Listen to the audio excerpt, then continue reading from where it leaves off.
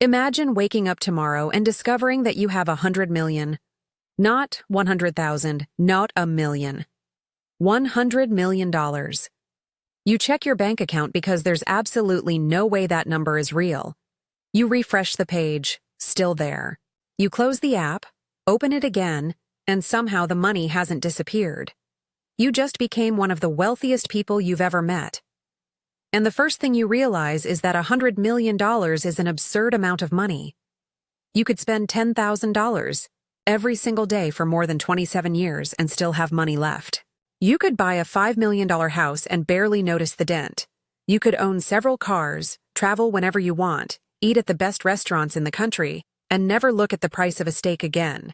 You could walk into a dealership and buy a car because you like the cup holders. Money has stopped being something you calculate. It has become something you barely think about. And that is exactly where your problems begin. Because having $100 million doesn't automatically make you good with money.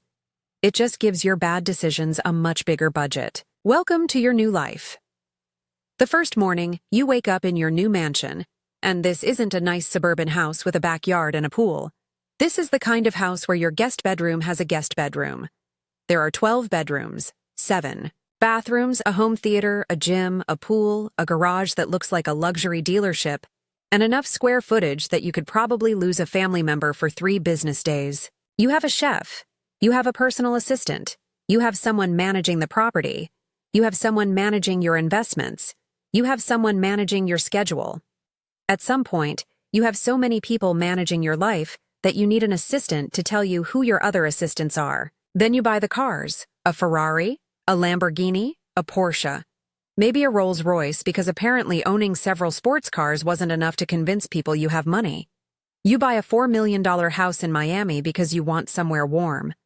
Then, you buy a place in Los Angeles because you want somewhere exciting. Then you buy a property in New York because apparently having 2 homes wasn't luxurious enough. You have a vacation home you visit twice a year. You have a boat you use 3 times. And eventually you buy a private jet. Because once you've experienced flying first class, the next logical step is apparently deciding that the other 300 people on the airplane are no longer part of your journey. You stop going through TSA, you stop worrying about flight delays, you stop packing efficiently, you just throw things into a bag because if you forgot something, you can buy another one when you land. And for a while, life is incredible. You travel across the country. You fly to Europe. You stay at 5-star hotels. You eat at restaurants where the waiter explains the food for 6 minutes before you realize it's a $300 piece of chicken. You don't care. You have $100 million. What's another $300? And then something changes. Your lifestyle gets bigger, then bigger, then bigger. At first, you're spending money on things you genuinely want. Then you're spending money because you can. And eventually, you're spending money because that's simply what your life now costs. That's lifestyle inflation. It doesn't feel dangerous. It feels like an upgrade. You used to drive a $30,000 car. Now you drive a $150,000 car. You used to live in a $300,000 house. Now you live in a $5 million house. You used to take 2 vacations a year. Now you're traveling every month. You used to spend $3,000 a month. Now you're spending $50,000. And here's the weird part. You don't feel dramatically richer anymore. You just feel normal. Your $100 million has become your new baseline. That's when the first crack appears. Someone introduces you to an investment opportunity. It's a private company. The founder is young, confident, and extremely good at talking about the future. The presentation has sleek graphics, dramatic music, and enough words like disruption, AI, and scalability to make everyone in the room feel smarter. You don't completely understand the business, but everyone else seems excited. And you have $100 million, so you invest $5 million, $5 million. You barely feel it. A year later, the company doubles in value. Your $5 million becomes $10 million. Now you feel brilliant. You start thinking maybe you have a natural talent for investing. You put another $10 million into another company, then another $15 million into a real estate deal, then $10 million into a friend's startup. And suddenly, you're not just wealthy anymore. You're an investor. People start asking for your opinion. You start giving it. You tell your friends which stocks you like. You talk about real estate. You watch business podcasts. You start using words like portfolio in conversations that absolutely did not require them. Then the market turns. The startup struggles. The real estate project gets delayed. The economy slows down. Interest rates rise. Property values fall. One investment after another starts losing value. And suddenly, your $100 million isn't really $100 million anymore. It's $80 million. But here's the thing. You're still rich, so you don't panic. You tell yourself it's temporary, and maybe it is. But while your investments are falling, your lifestyle hasn't changed. The mansion still needs electricity. The cars still need insurance. The staff still needs salaries. The private jet still needs fuel. Your property taxes still exist. And yes, Uncle Sam still wants his money. Being rich doesn't make taxes disappear. It just gives you much larger numbers to argue about. Your financial advisor tells you that you should cut expenses. You laugh. Cut expenses? You have $80 million. That's like telling someone with a swimming pool to save water by taking shorter showers. So you keep spending. And this is where wealth becomes dangerous. Because when you have very little money, every bad financial decision hurts immediately. When you have $100 million, bad decisions can hide for years. You can lose $2 million and barely notice. You can lose $5 million and tell yourself you'll make it back. You can lose $10 million and still have enough money to live an incredible life. And that changes your psychology. Loss stops feeling like a warning. It starts feeling like an inconvenience. Then someone introduces you to another opportunity. This one is even bigger. A commercial real estate development. The projections look incredible. The property is supposed to become worth hundreds of millions. You invest $20 million. Then you borrow another $20 million against your existing assets. Because why use your own money when the bank is willing to help? At this point, you still have tens of millions in assets. So what's the worst that could happen? Well, you are about to find out. The real estate market cools down. Construction costs rise. The project gets delayed. The financing gets more expensive. The property isn't worth what everyone expected. Your investment falls from $20 million to $10 million. Your debt doesn't fall with it. That's the part people forget. If an asset loses half its value, your loan doesn't politely lose half its balance. The bank still wants its money. And suddenly, your $100 million empire isn't a pile of cash. It's a complicated machine made of houses, businesses, stocks, private investments, loans, and debt. It looks impressive from the outside, but inside, everything is connected. Pull one piece out, and another piece starts shaking. You sell a property, then another. You tell everyone you're simply restructuring. You say you're optimizing the portfolio. That sounds much better than saying, I may have made a gigantic mistake. Your $100 million becomes $70 million, then $50 million, then $35 million. And this is where something psychologically strange happens. At $35 million, you are still richer than almost everyone you know. You could buy a beautiful home. You could invest conservatively. You could live comfortably for the rest of your life. You could stop taking enormous risks. But you don't think like someone who has $35 million. You think like someone who had $100 million. And you've just lost $65 million. That hurts. So you make the mistake that destroys everything. You try to win it back. You convince yourself that one great investment can restore what you lost. You put $10 million into another business. The founder tells you the company is 6 months away from profitability. 6 months becomes a year. A year becomes 2. The company keeps burning cash. Every time you consider pulling out, you think about how much you've already invested.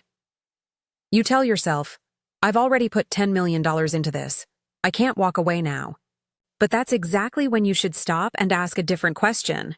If I had $10 million today, would I still invest it in this company?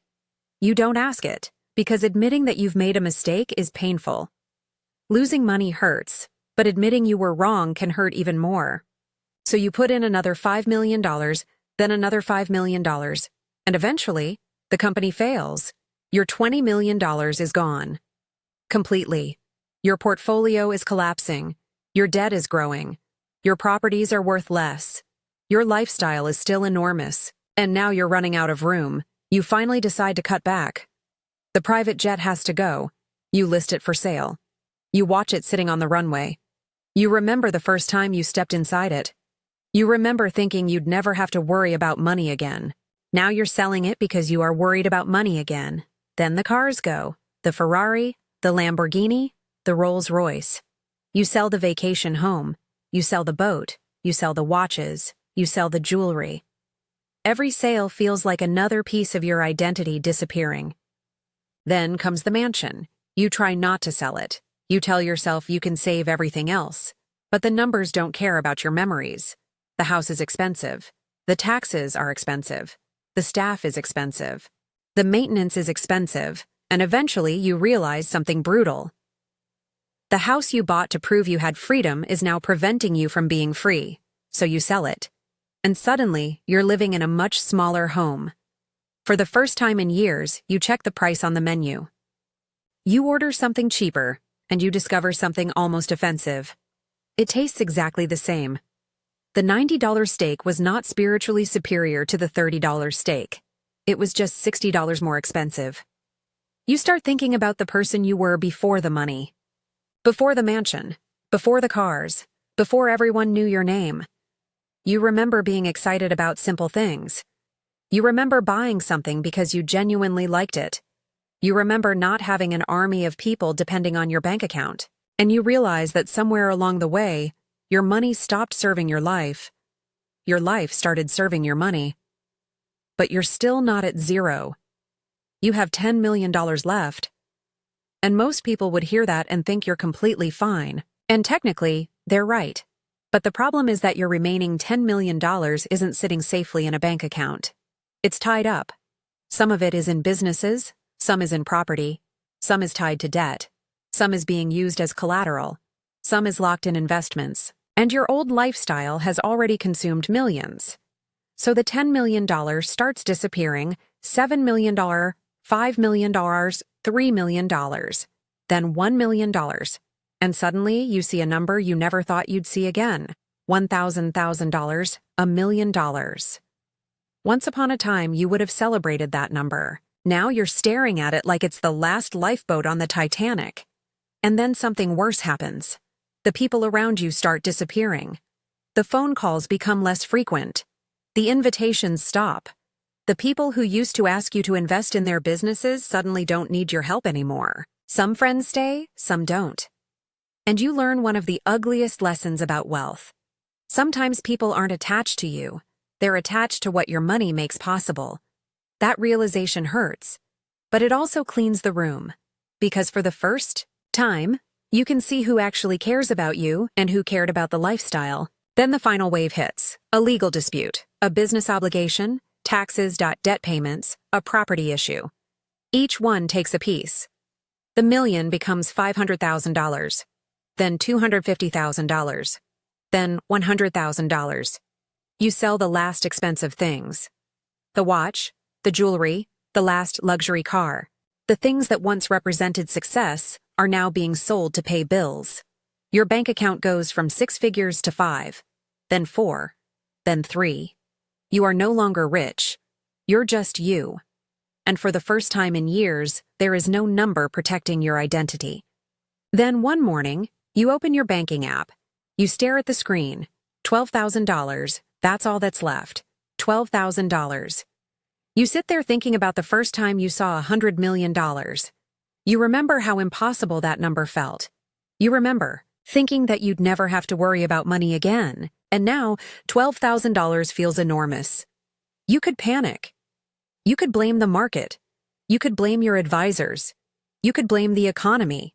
You could blame everyone who ever convinced you to take a risk. Or, you could finally understand the lesson you were too rich to learn before. Money was never the most important asset. Your ability to create value was. You confused wealth with possessions. You confused income with freedom. You confused confidence with competence. And you confused having money with knowing how to keep it. So you start again. Not with a mansion, not with a private jet, not with 10 assistants, with a laptop, a phone, a small apartment, and $12,000. This time, you don't care about looking successful. You care about becoming financially stable. You start a business. It makes $3,000, then $7,000, then $15,000. You reinvest. You build another income stream. You start investing carefully. You diversify. You keep your lifestyle boring, painfully boring. Your friends ask why you're still driving an ordinary car. You tell them, because the car doesn't need to know my net worth. And slowly, the numbers start climbing again. $20,000, $50,000, $100,000, $500, $0, $1 million, then $5 million eventually, $10 million. But this time, something is different. You don't feel the need to look rich. You've already experienced the nightmare of losing everything. You know what matters now. Cash flow matters. Assets matter. Risk management matters. Keeping your expenses below your income matters. And most importantly, your identity doesn't depend on the number in your bank account. Because now you understand something you didn't understand at $100 million. Being wealthy isn't about how much money you can spend. It's about how much freedom your money can buy without destroying itself. You can have the mansion and still be financially fragile. You can own the private jet and still be trapped. You can have $100 million and still make terrible decisions. Money doesn't fix your habits. It amplifies them. If you're disciplined, more money gives your discipline more power. If you're reckless, more money gives your recklessness a much bigger budget. And $100 million is a very expensive way to learn that lesson. So let's go back to the beginning. You wake up. You have $100 million. You think you've won, but the real game hasn't even started. Because making money gets attention. Keeping money requires discipline. Growing money requires patience. And rebuilding money requires something even harder. The ability to start over without the identity that came with the money. That's the part nobody talks about. Everyone wants to know how to make $100 million. Almost nobody wants to know how to behave after making it. Because once you have enough money, the biggest threat isn't always the economy. Sometimes it's you. It's the house you don't need, the car you don't need, the investment you don't understand, the debt you don't need, the lifestyle you can't maintain, the risk you take because you're convinced you can afford to lose. And eventually, something happens. A market crashes, a business fails, an investment disappears, a lawsuit arrives, an industry changes. Life doesn't care how many zeros are sitting in your bank account, and if your entire identity is built around those zeros, losing them means losing yourself. But if you build something deeper, you can lose the money and still know how to make it again. And maybe that's the real definition of wealth. Not having $100 million, but knowing that even if tomorrow takes it all away, you can start again. If this story made you rethink what being rich actually means, hit the like button. It helps the channel reach more people who are trying to understand money without sitting through another boring lecture about compound interest. And if you're new here, subscribe. Because we've already seen what happens when you build $100 million. Now imagine starting with absolutely nothing. No inheritance, no mansion, no private jet, just $0 and a plan. Until then, watch your money. Because apparently, even $100 million can disappear. Very, very quickly.